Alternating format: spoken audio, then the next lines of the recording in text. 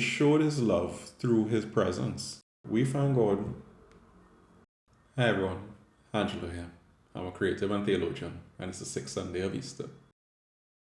So we're still in John. We are now in chapter 14 of John. We've been in John for the last few weeks. So we're still in the Last Supper discourse. And we have Jesus continuing to speak with his disciples.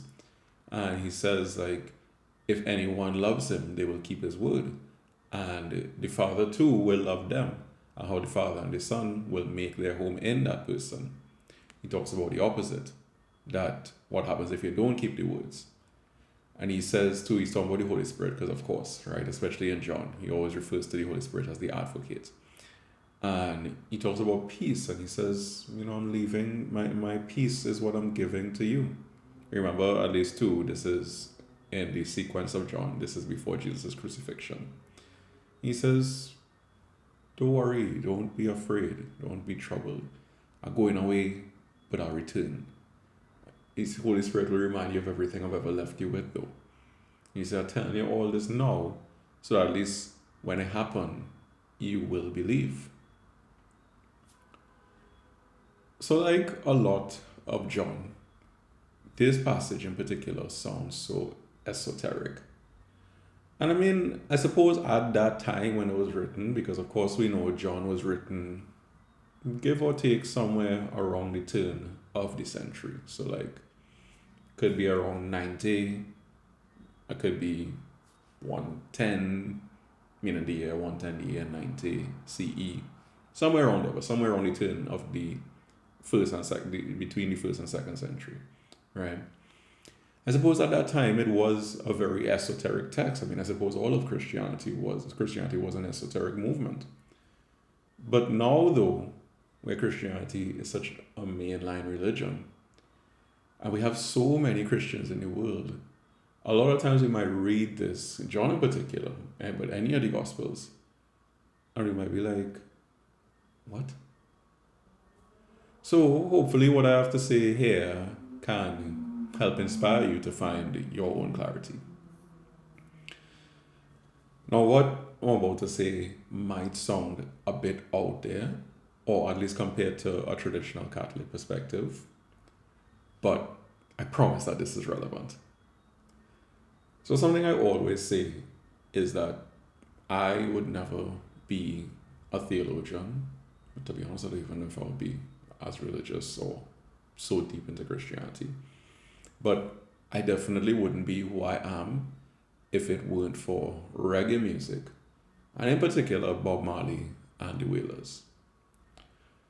Now, of course, most, if not all, reggae music come from Rasta people. And one of Rasta's biggest critiques with Christianity is that Christians always searching everywhere to try to find Christ, or at least some sort of evidence of Christ. And for different reasons, right? Because of course we have the academic and religious side trying to further our understanding. Of course, theology is faith-seeking understanding. So we have that aspect of it for sure, besides all the historical and anthropological reasons behind it. But then we also have the other side of it, where I don't know if we're trying to, or maybe not trying, maybe there's not the active reason, but I suppose when we do find what we might say is archaeological evidence, we try to push it forward in a way to try to, reason and convince people of Christianity, trying to proselytize people even almost.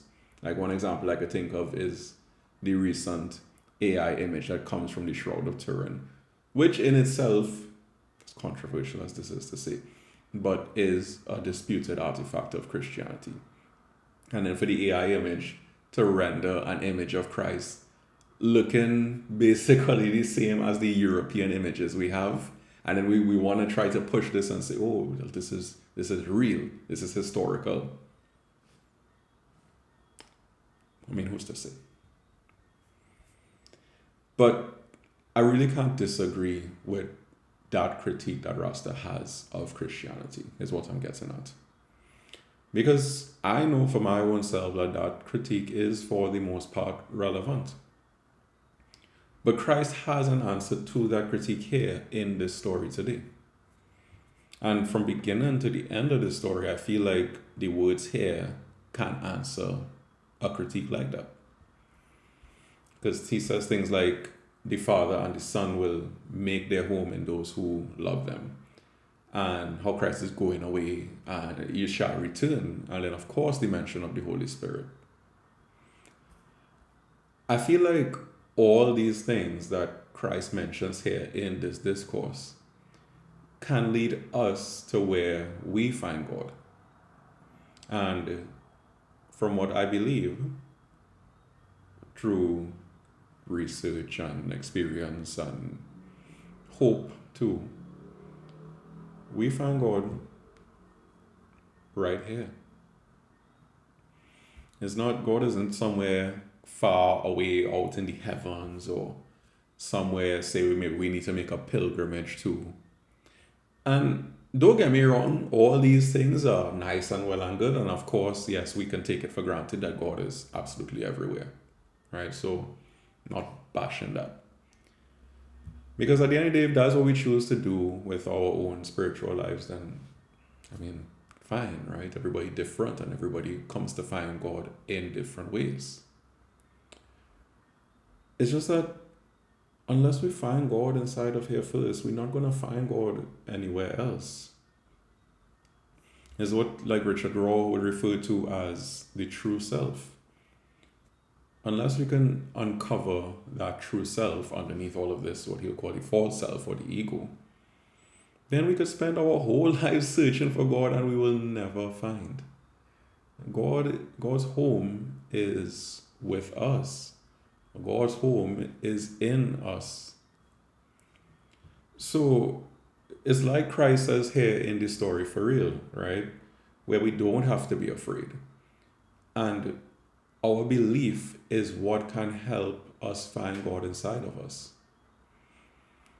Now, it takes a lot of audacity to believe in God, especially in the face of a suffering world.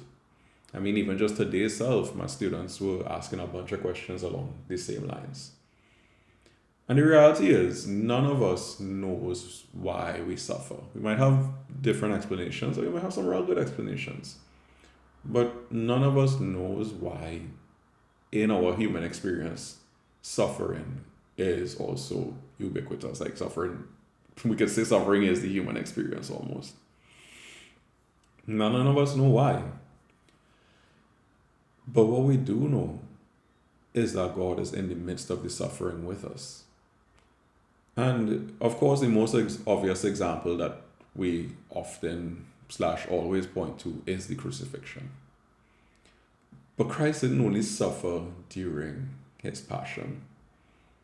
God's life every day here on earth was suffering. And this is something Caribbean people know well. I mean, our history and our present context, it is major suffering.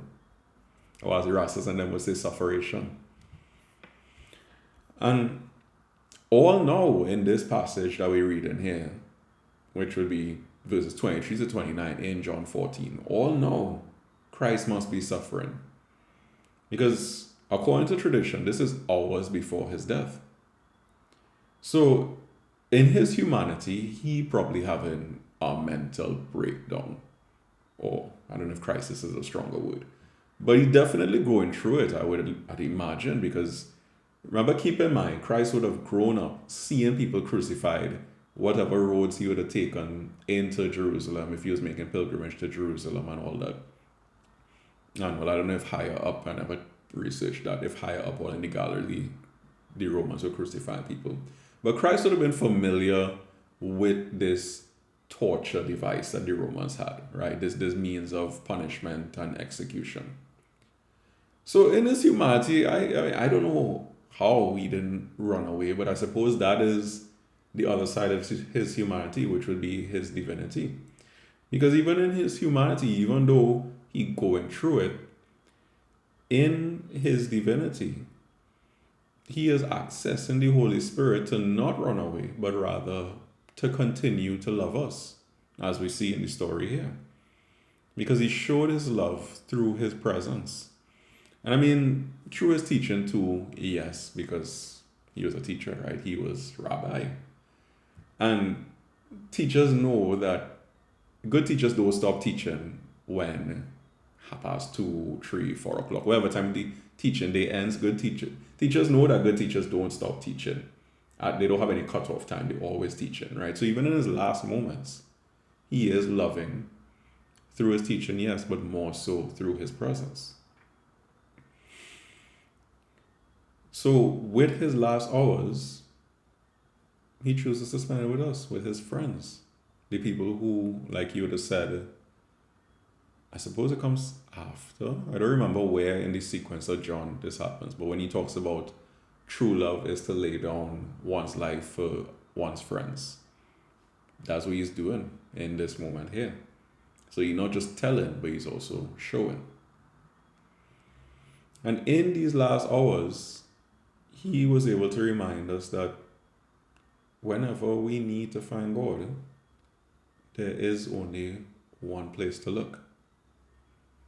And where we look, that's also where we find our peace. Anyways, that's it from me this week. And as always, I appreciate you so much for watching. Thank you.